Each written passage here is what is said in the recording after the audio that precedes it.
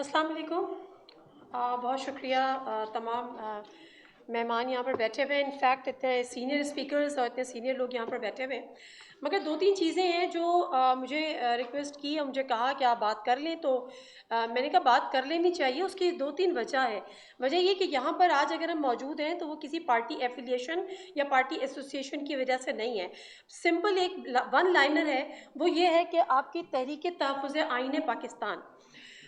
और मैं कभी कभी ये सोचती हूँ कि शायद आज हमारे मुल्क में अगर आइन की पामाली नहीं हो रही होती इस वक्त, तो शायद हम रोशनास ही नहीं होते इस बात से, और आइन की अहमियत का हमें शायद अंदाज़ा ही नहीं होता।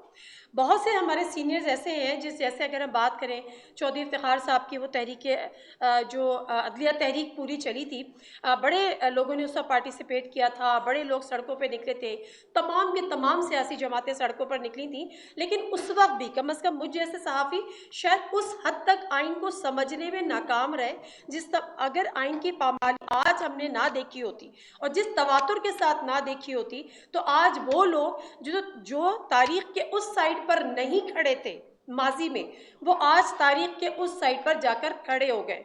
और मैं बड़ी हैरान हूँ इस बात को लेकर कि पीपल्स पार्टी वो जमात है जो कि जिसने आइन बनाया, और वो ये क्लेम करती है और वो ये क्रेडिट लेती है, वो ये क्रेडिट बिल्कुल दुरुस्त लेती है। लेकिन मैं हैरान हूँ इस बात को सोचकर कि आज वो जमात भी तारीख के दूसरी तरफ खड़ी हुई है। इसी तरह से अगर हम बात करें आइन की हिफाजत की, तहफ़्फ़ुज़ की, तो मियाँ नवाज शरीफ साहब या PMLN 2017-2018 में जो कुछ हुआ, उसके बाद उन्होंने कहा कि हमें अंदाज़ा हुआ, उन्होंने कहा कि मैं नज़रियाती हो गया, ये सारी बातें हुई।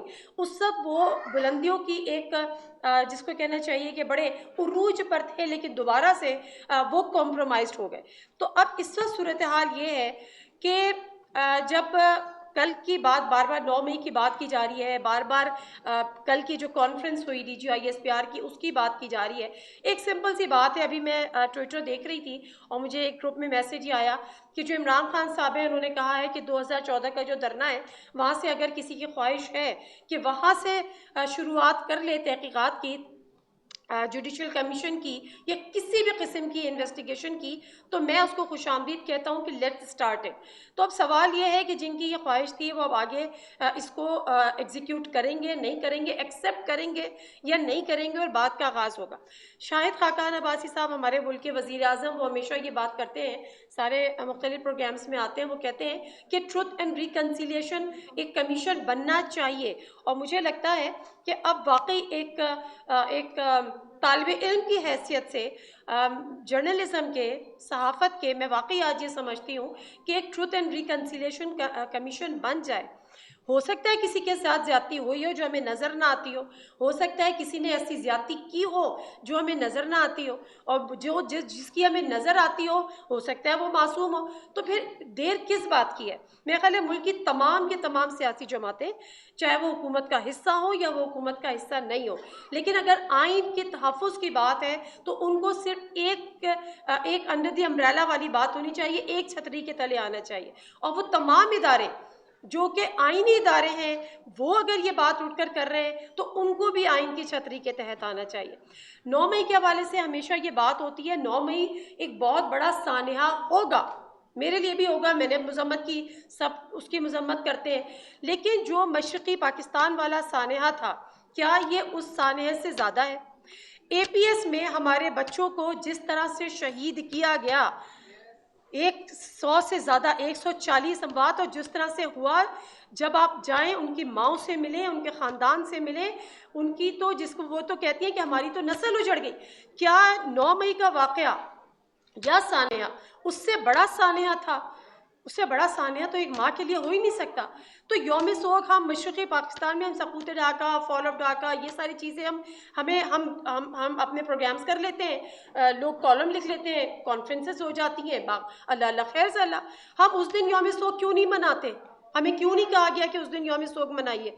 हमें क्यों नहीं कहा गया आज तक 2014 से ऑनवर्ड्स कि जो APS का वाक़या था वो मुल्क की तारीख का बर्बरियत की ऐसी मिसाल थी कि अल्लाह वो किसी माँ को, किसी बाप को, किसी औलाद को, किसी भाई बहन, किसी को भी वो दोबारा, किसी शहरी को, किसी भी मुल्क के, चाहे मैं तो कहती हूँ हमारा दुश्मन भी है, उसको ना दिखाए।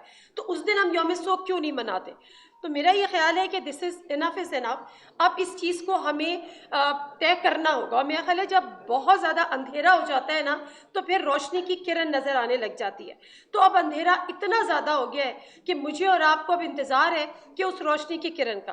بہت اچھی بات ہے تمام سیاسی جماعتیں یہاں پر بیٹھی ہوئی ہیں, تمام نہ صحیح جتنی بھی صحیح, لیکن کچھ تو ایسی بیٹھی ہیں جیسے محمود خان اچکزئی صاحب ہو گئے, جماعت اسلامی ہو گئی, کچھ ایسے. لیکن پی ٹی آئی کے لیے یہ کہا جاتا تھا کہ جی ابھی تھوڑی سی امیچیور ہے. ہاں امیچیور ہوگی اس لیے کہ اس نے یہ سب کچھ دیکھا نہیں تھا نا, یہ چیزیں دیکھی نہیں تھیں.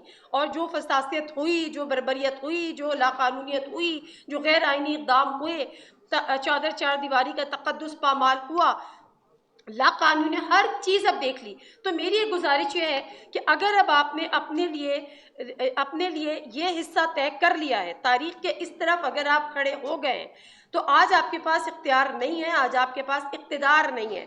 کل جب آپ کے پاس اختیار آ جائے, اور کل اگر آپ کے پاس اقتدار آ جائے تو خدا را تاریخ کے اسی حصے کی طرف اور اسی طرف کھڑے رہیے گا.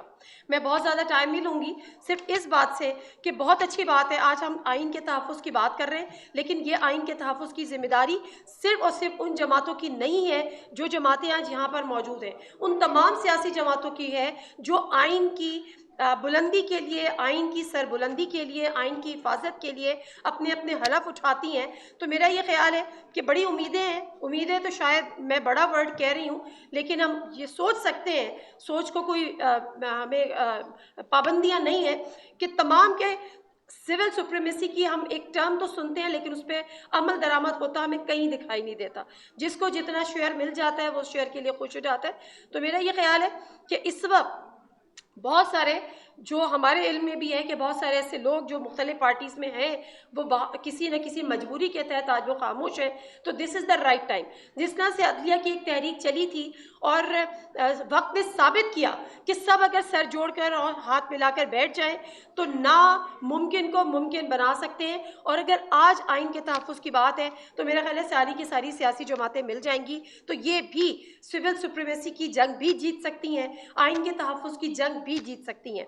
باقی رہ گیا جوڈیشل کمیشن کا معاملہ.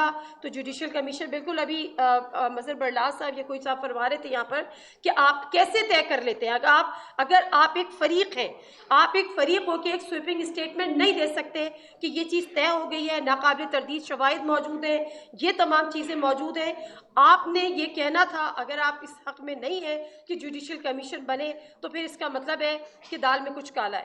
اگر آپ ہیں تو اگر آپ یہ صاف کہیں, اور ہوا ہوگا ثانیہ, لیکن سوال یہ ہے کہ اس کو کس طرح سے ہوا, کیا اس کے بعد جس طرح سے لوگ لاپتہ ہوئے, جس طرح سے لاقانونیت ہوئی, جس طرح سے آئین کو توڑا گیا, الیکشن نہیں ہوئے, پریس کانفرنسز نہیں کرنے دی جاتی تھیں, پریس کانفرنسز کرائی گئی, ٹیلی ویژن پہ انٹرویوز کرائے گئے, سیاسی وفاداریاں تبدیل کرائی گئیں, سیاست سے ترک کرنے کی پریس کانفرنسز کرائی گئیں. تو میرا خیال ہے ثانیہ ہوا, لیکن جس طرح سے اس کے بعد مزید اس سے مفاد حاصل کرنے کی کوشش کی گئی وہیں پہ آپ غلط ثابت ہو گئے.